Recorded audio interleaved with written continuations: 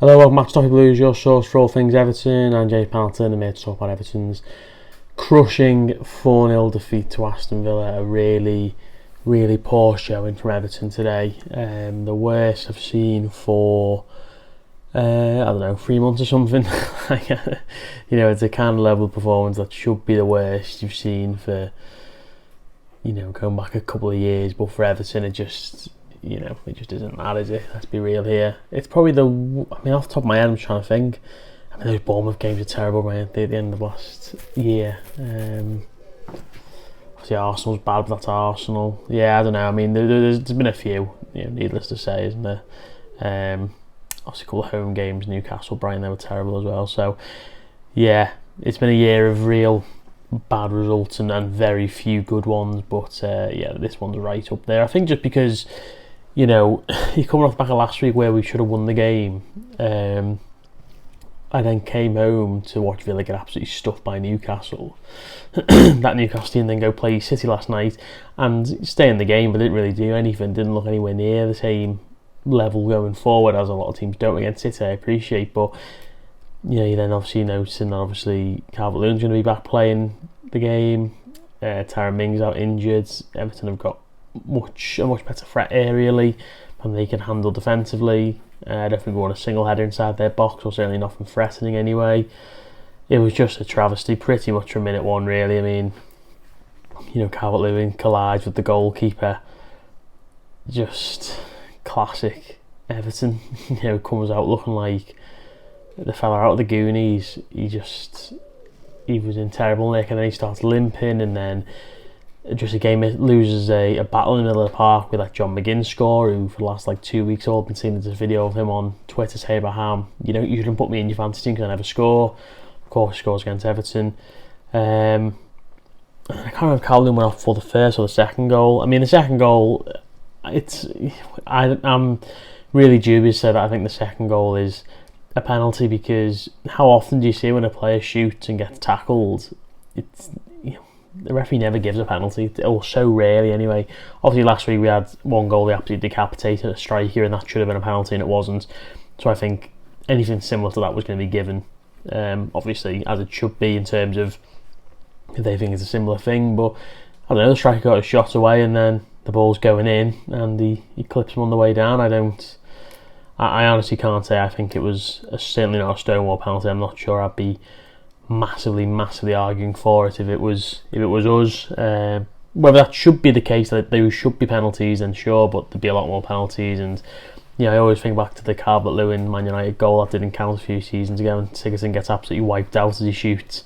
He's still on the deck from that, and then they obviously disallow the subsequent goal. Just as an example, so there's absolutely loads of times and stuff like that happens and it isn't given. But anyway, they get the penalty, they score. It doesn't matter. They were going to win the game anyway. I'm not sitting here saying that was the turning point, because we were crap and we probably would have conceded again that half if they hadn't gone in. Villa were put the brakes on a little bit, and we were lucky to only go in 2 down. Absolutely, I wouldn't disagree with that at all. Speaking of lucky, Ashley Young loses a ball, a back stick. Diaby shoots, brilliant save by Pickford onto the post, and we survived.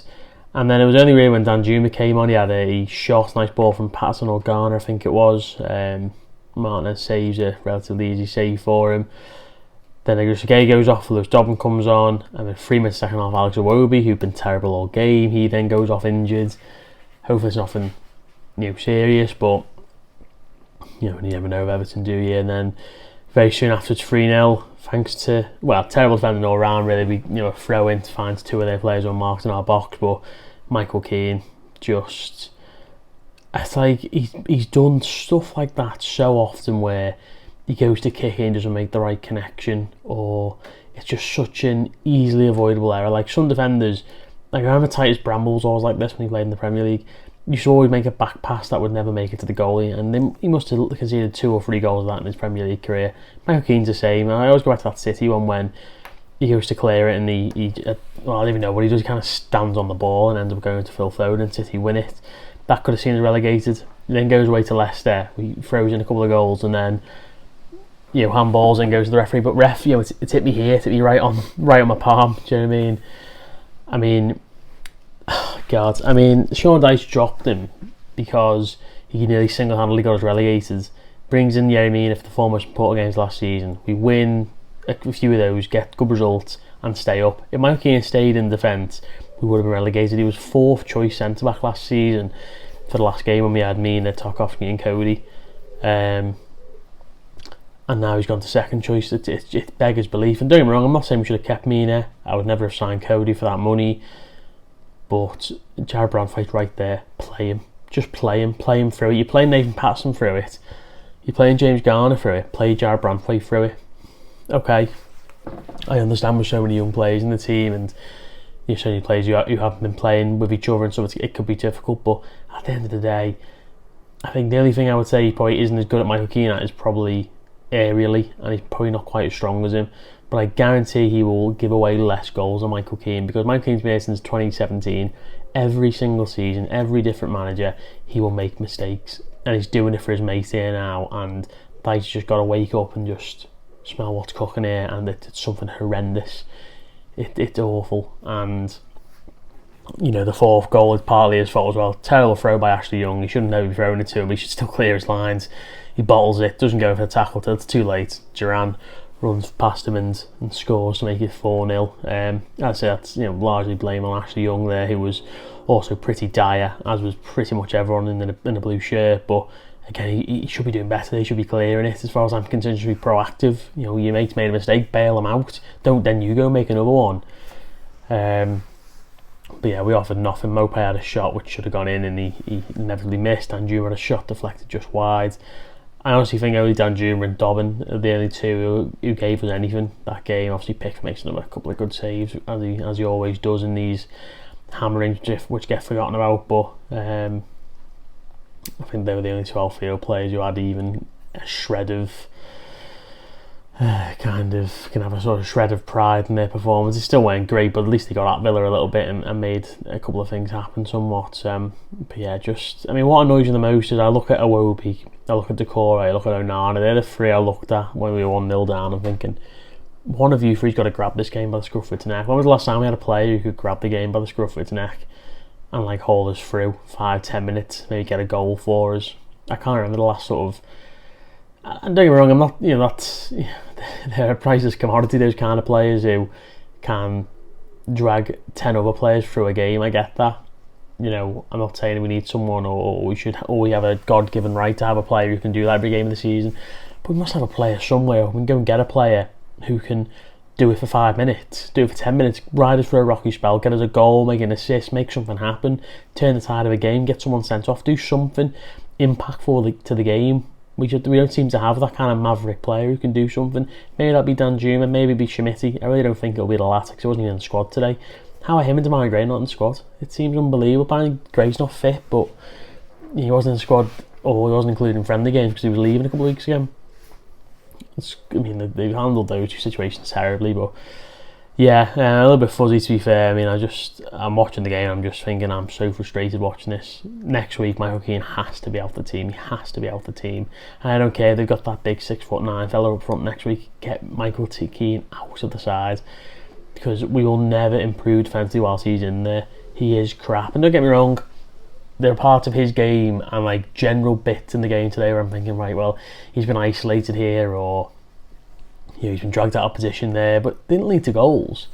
Okay, then maybe next week they will lead to goals, and that's the structure of the team that's causing issues. But the two big mistakes he made led to goals, and he does this all the time. That's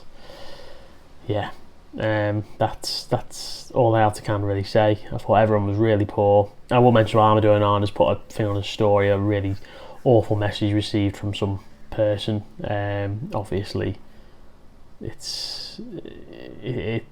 find it staggering that people can cross such a line between saying someone didn't play well in a football game to then verbally assaulting them and racially abusing them. I just find it incredible how people's brains work like that. So obviously, hopefully he is identified and sorted out. Hopefully he's not someone who comes to Goodison often, but if he is, and hopefully he's never seen there again.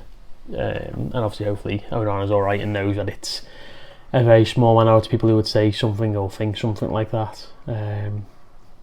I say people were terrible in the game today, and I'll call them out for saying they didn't play particularly well, but going in even saying anything of kind of abusive nature to someone is unbelievable, but just to go that far is just staggering. But hopefully next week's better. Pretty much straight after the game finished, I went and walked the dog, and whilst I was doing that I got a notification saying that we've agreed a deal. We've tabled a new deal for Shea Adams. 15 million quid is far too much money for this bloke, but we played so badly today that up front actually looked like probably the second or third worst part of our team, like the team that needs the least surgery out of 2 or 3 different options. But undoubtedly it does need it, and when we have everyone fit, I think it probably will be our weakest area. So we absolutely need another striker. If Schmitty's not even making the bench, that is staggering. But go get it done. It's too much money, but if he fires the safety, then he'll be worth 100 million quid. Do you know what I mean? So it's one of them. But we'll see what happens. Hopefully it's a positive week, and hopefully when we play Wolves, we've got a new player in there, at least one. Another week closer to McNeil. Another week closer to Harrison. Let's see what happens. We'll keep the faith. Long way to go. Long old season. Feels like deja vu, sure, but still more than enough time to turn this around. So let me know your thoughts on the game down below. Let me know what you want to see happen throughout the week, and obviously your thoughts on the game next week against Wolves. I'll see you next time.